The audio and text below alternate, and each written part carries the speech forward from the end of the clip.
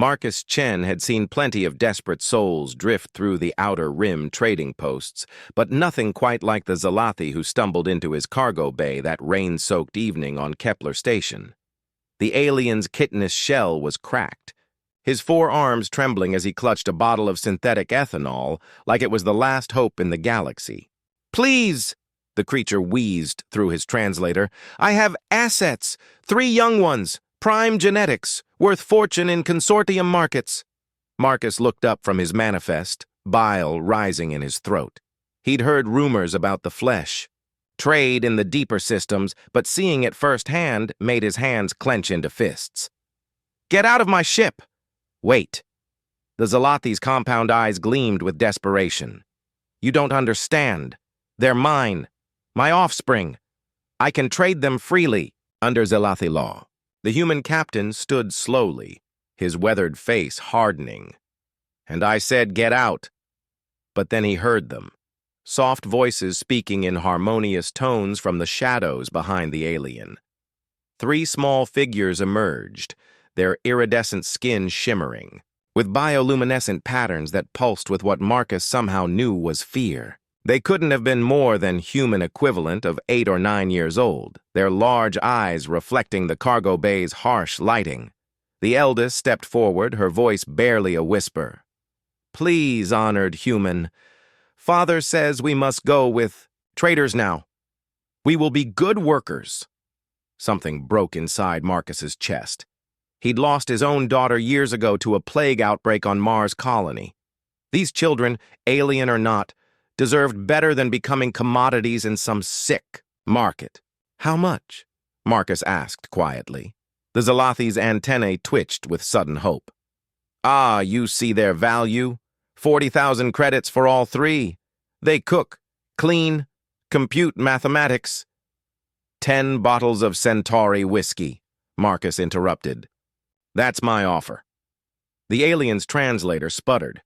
It was an insultingly low price, but Marcus watched the creature's eyes drift to the alcohol in his hands, then to the cases of premium spirits in Marcus's storage compartment.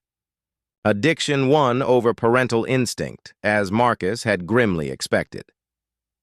20 minutes later, Marcus stood alone with 3 terrified alien children as their father's silhouette disappeared into the station's neon-hazed corridors.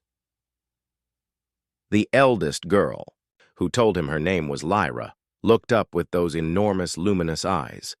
"Are you going to sell us too, honored human?" Marcus knelt down to their level, his voice gentle. "No, sweetheart. Nobody's selling anybody. You're safe now." That was 3 years ago. Now Marcus watched Lyra explain quantum mechanics to her younger sisters, Zara and Nova, using holographic models she'd constructed herself. At 11 human years equivalent, she was already surpassing most university-level physics students. Zara, the middle sister, had turned their small apartment's hydroponic garden into something that belonged in an agricultural journal, while 9-year-old Nova composed musical pieces that made grown Altarians weep with their beauty.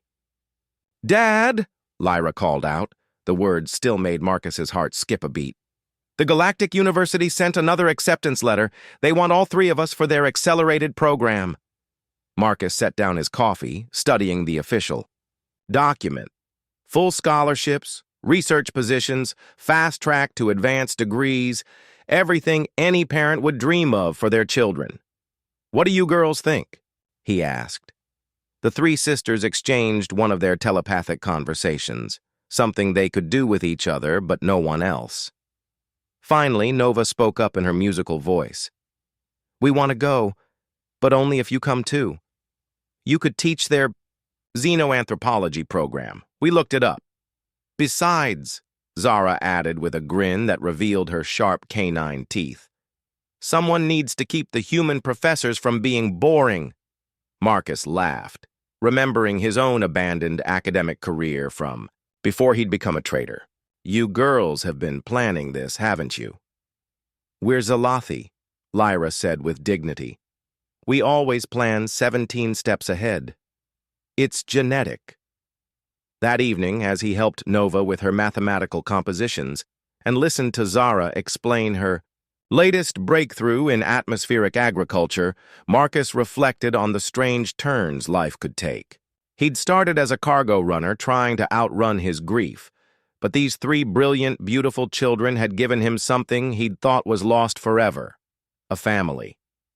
His comm device chimed with an incoming message from the university.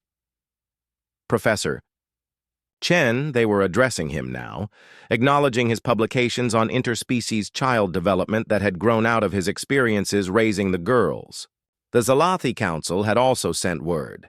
They wanted to study his revolutionary approach to cross-species adoption, especially after Lyra's recent paper on quantum consciousness had made headlines across 12 systems.